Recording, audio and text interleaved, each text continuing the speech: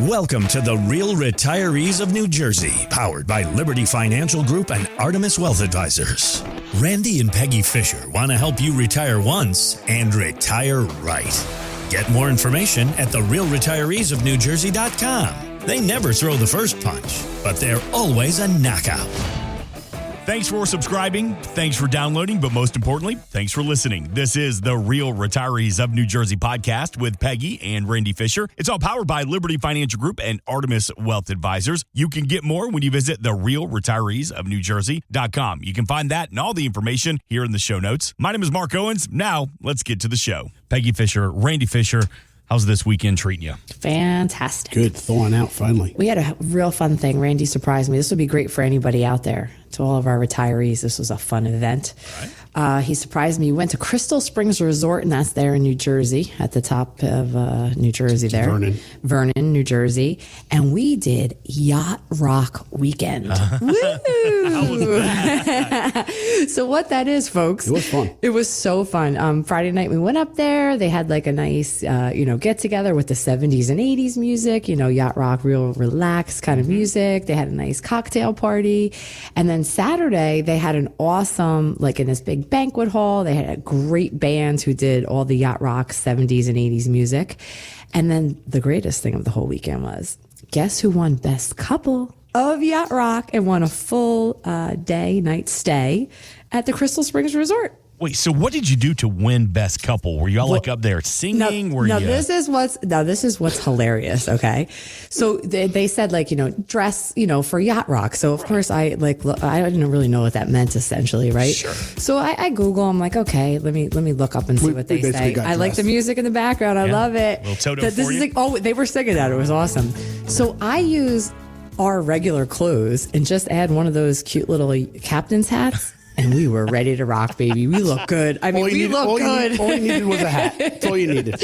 No, it wasn't just the hat, Red. It was the whole outfit. Sunglasses and a hat. Oh, it was. We looked good, Mark, and we won. It was good times. So if anybody out there, retirees or anybody who loves yacht rock and 70s and 80s music, it's a great thing to go one of those things. It's awesome. You've got another great seminar coming up at the Clinton House on February 18th and the 19th. Can we have a little mood music? We do a little yacht rock as people are getting settled in. Oh, yeah, absolutely. Yeah, definitely. There's always music while we're getting settled in. So it's going to be a yacht rock theme.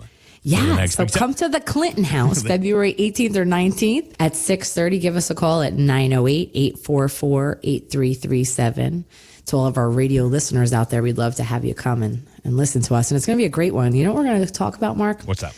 About the upcoming administration and things to get prepared for this year coming. It's been crazy lately. Yeah, sure. How many pins has this guy gone through over the past? My God. I love when you hear the Sharpie. Yeah, the Sharpie. Does he ever sleep? No. They said 4 hours, maybe. I read the book, about 4 hours. It's adrenaline. Yeah, we're ready to go. To see how mad the media is getting me, and he is doing something right now. Yeah, yeah. So a great event coming up, a seminar put on by the team at Liberty Financial Group and Artemis Wealth Advisors.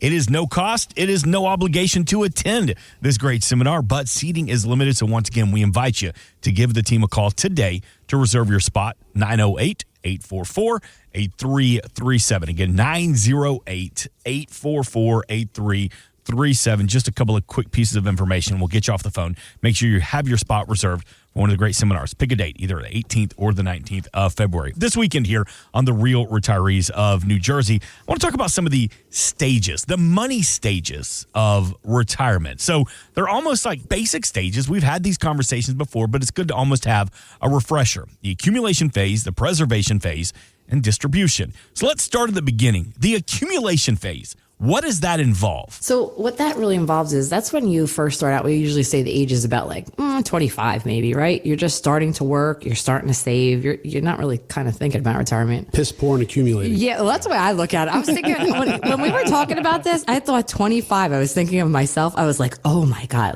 broke, Yeah, you got to start someplace. Yeah, right. Exactly. Oh, but we did work. I mean, we worked, Randy and I were together at those ages, and we worked 2-3 jobs at that time, actually. But this is really when a person, starts their career. They definitely have some debt. I remember around that time, that's when we started a mortgage, right? Mm-hmm. That's when you start potentially starting a family, start your loans, house, right? Like exactly. That. So, 401k, for the most part, accumulation in today's day and age, most of the people are accumulating money in 401k. they're not, the savings rate in the United States is awful, right? Yeah. So they're predominantly saving it through forced savings, out of sight, out of mind, comes out of their paycheck. So that's normally the first part of the accumulation until you start to build a family, and then you become a little bit more responsible, life insurance and all of that good stuff. As you start to head towards retirement, that accumulation phase becomes really heavy and thick. You know, people start to, see the light at the end of the tunnel, and they really start pouring on a lot of the savings, whether it's accumulating in additional IRAs or additional funds that they can put together. Really looking to see where and when they're going to start retiring and where their income is going to be coming from, right?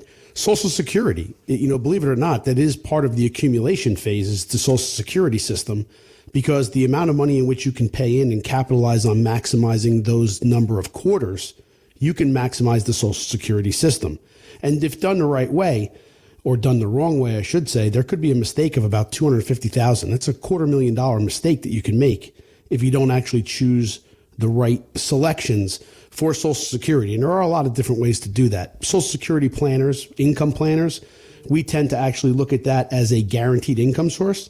And it's definitely something that we take into consideration all the time with an accumulation phase. Right. And usually money saved at this time is at its lowest, but we do, even with our own kids, we have 20-year-olds. We try to say, guys, start saving now. Yeah. This is the time. You know what I mean? Well, that's because they're still on the payroll. Exactly. But you try to drill this in a little bit, because when you think back then, you're like, I don't know, should I put money into that 401k, or should I use it to, go play whatever, Right. go do whatever you're going to do for the weekend, right? True statement. But we really do try to drill that in even at a young age to, listen, guys, this is the time to save, because you're not really worrying about too many things at that age of 25, unless you are like married and, have the mortgage and things like that. Student loans, that's another big thing at that time. Like you have a loan, right? Yeah, it's also the period of time within your risk tolerance that you can probably be most aggressive with your portfolio. Yes, because why? You absolutely. have time on your side, right? Yes. Diversification helps diffuse risk, but it doesn't guarantee against it.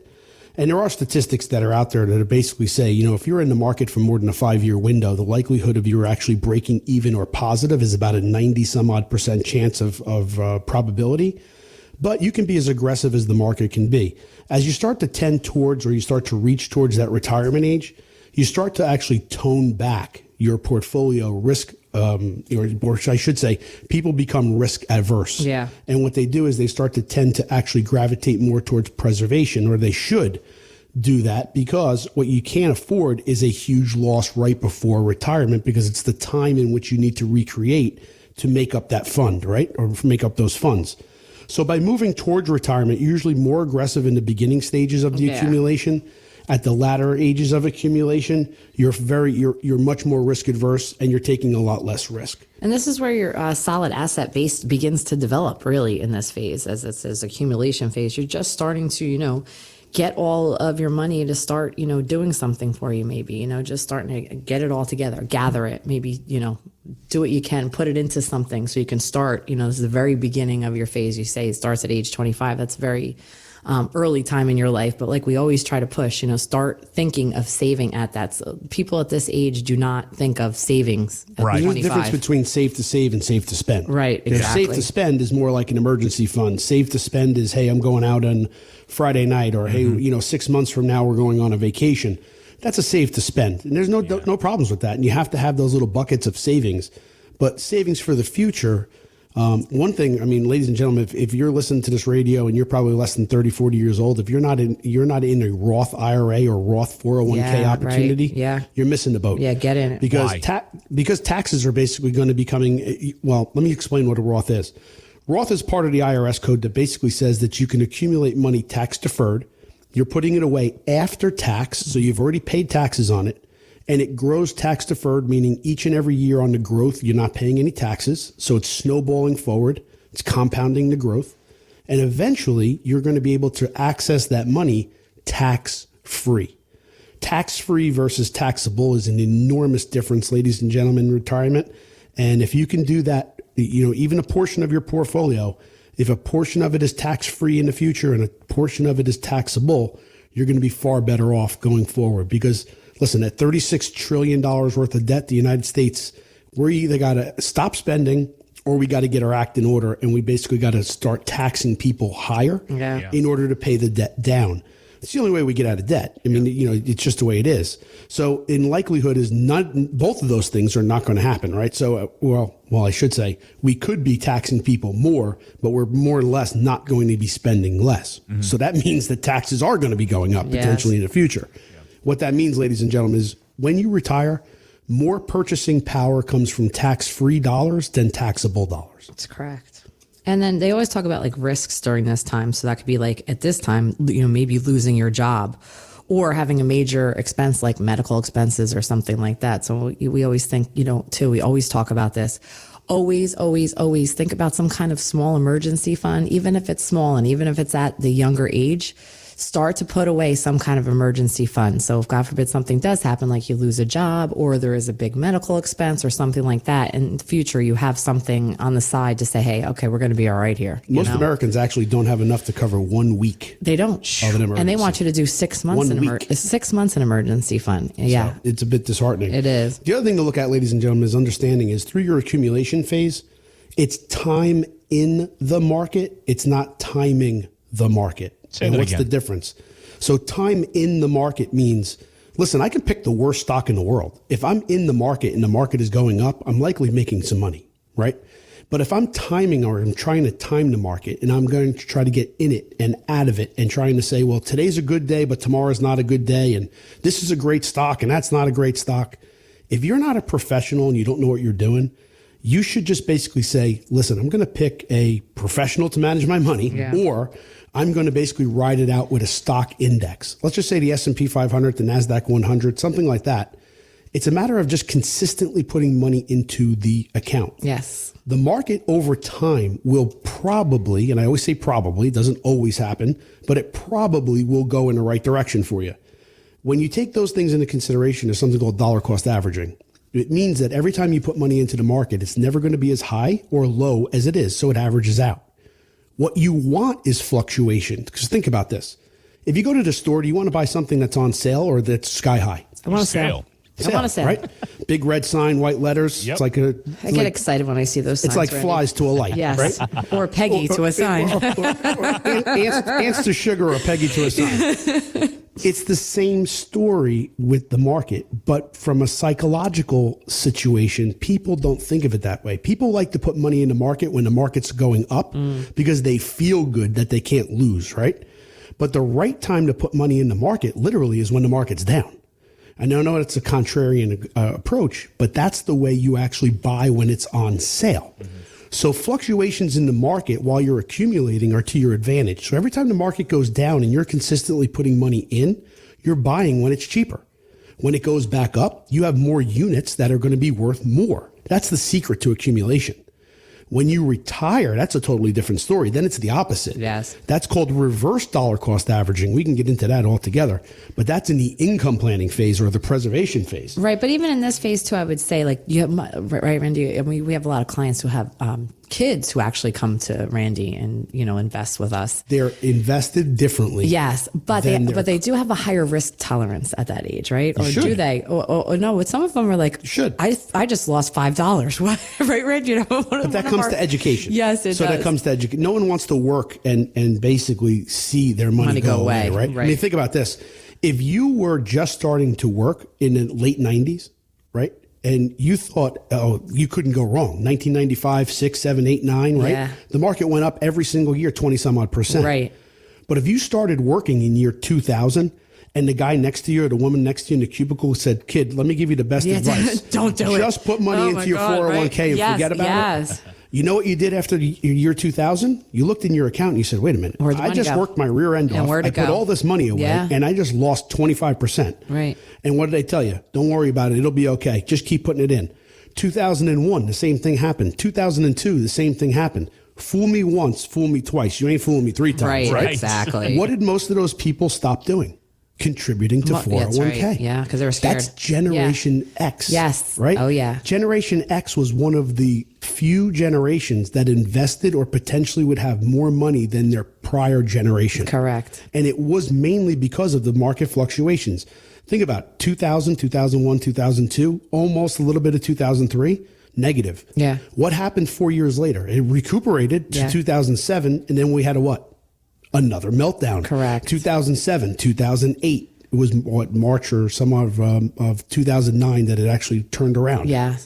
From 2000 to 2015, you would need to have held your money and not taken anything out to break even. Yeah, that's crazy. I know. It's a 15-year window. Just to break even. Think about that. Now, if you're in the accumulation phase, That's okay. That's okay. Yeah, you can handle when it. you're in the income or preservation stage and you're taking money out of that Right. and you're getting those type of fluctuations, you're living on commission.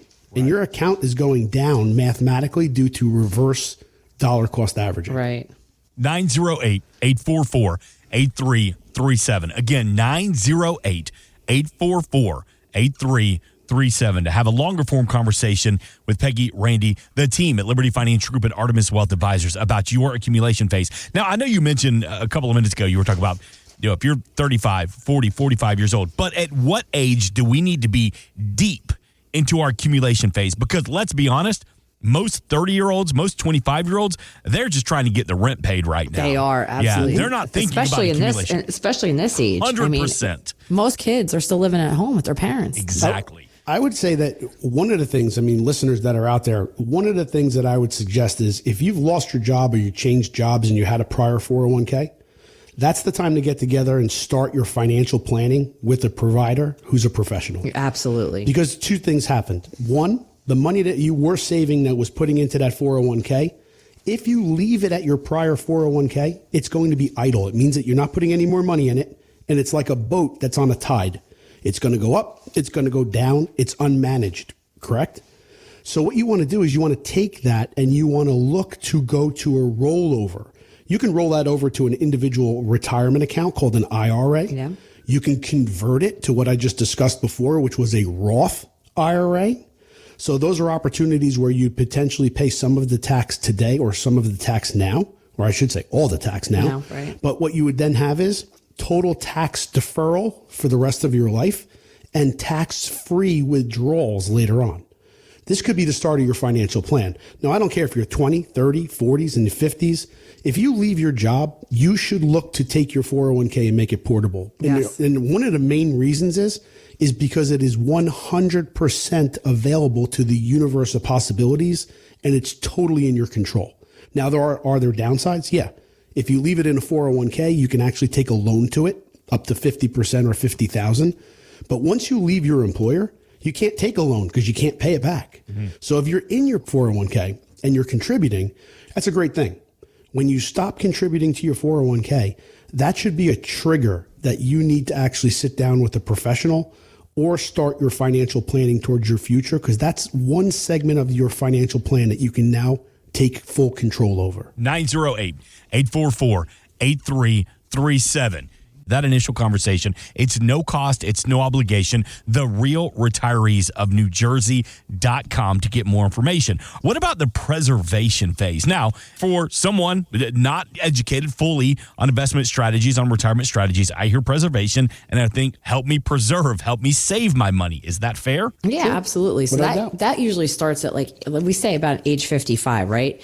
You're starting to approach retirement and usually have the highest level of your financial capital at about this age. I think there's an overlap. Yeah. Oh, yep. Right? Right. There's an overlap. Absolutely. You can still even have a preservation stage overlapping an accumulation phase. I think they all kind of lap in. Yes. So think about that. I mean, you're heading towards retirement. Do you want to have your full account, full portfolio, pedal to the metal? I mean, fully invested crazily? No, because if you are, you're taking a full amount of risk on, or know the risk. You need to know the risk in which you're taking. Why do I say that? Because if you do make a fatal mistake within 3 to 5 years of retirement, you actually could be extending the time you're going to be working, because the amount of capital in which you lost, you need to recreate or you need to make it up before you can retire. Yeah. I mean, we definitely talk about, like, in this phase is that you should have a more conservative approach, definitely.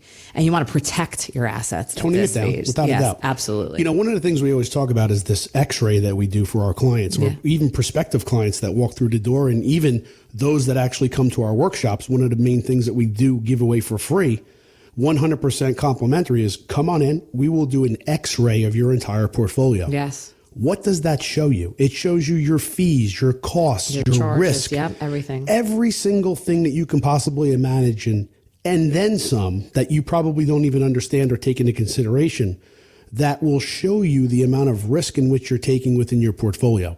Some people, once they see it, it doesn't mean that it's bad. It doesn't even mean that it's good. It means that you needs to be acceptable. Is this amount of risk in which you're taking acceptable today, or is it not? If it is good, then let's see if we're maximizing the potential within the risk you're taking.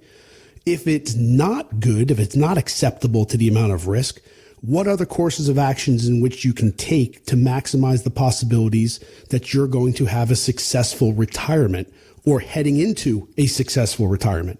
Is that meaning that you're going to have to take more of a preservation model and move money to different financial instruments that will protect your money better, potentially?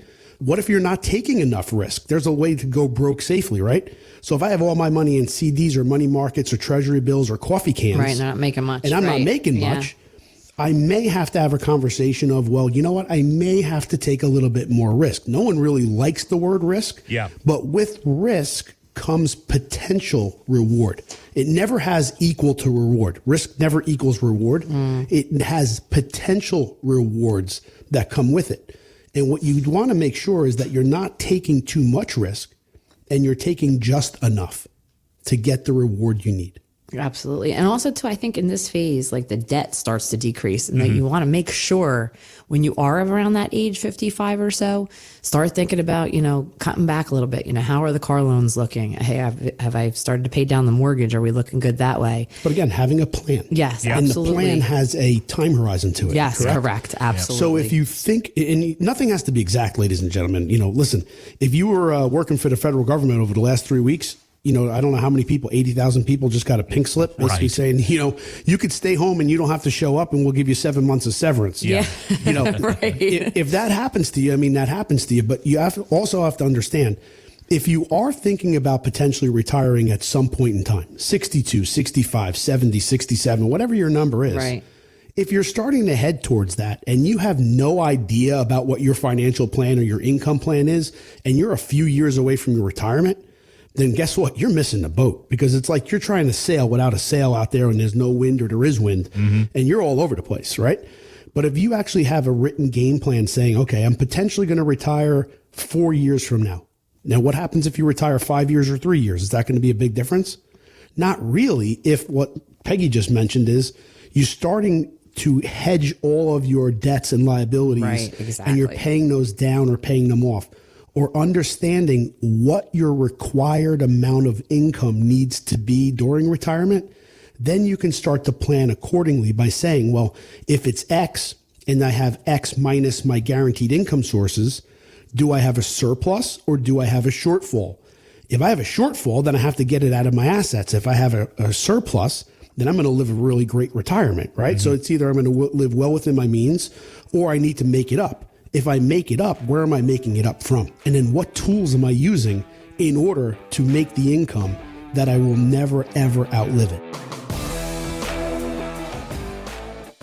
We are an independent financial services firm helping individuals create retirement strategies using a variety of financial and insurance products to custom suit their needs and objectives. Investment advisor services offered through Artemis Wealth Advisors, a registered investment advisor. Exposure to ideas and financial vehicles discussed should not be considered investment advice or recommendation to buy or sell any financial vehicle. Past performance is not a guarantee of future results. Investments can fluctuate and when redeemed may be worth more or less than when originally invested. Artemis Wealth Advisors is not affiliated with nor endorsed by the Social Security Administration or any other government agency and does not provide legal or tax advice. Please consult with your attorney, accountant, and or tax advisor for advice concerning your particular circumstances. Annuity guarantees rely solely on the financial strength and claims paying ability of the issuing insurance company. By contacting us, you may be provided with information about insurance and annuity products offered through Randolph A. Fisher, insurance license number 9616074, and Liberty Financial Group, LLC, and Peggy Fisher, national license number 189-42003 and 570-5833.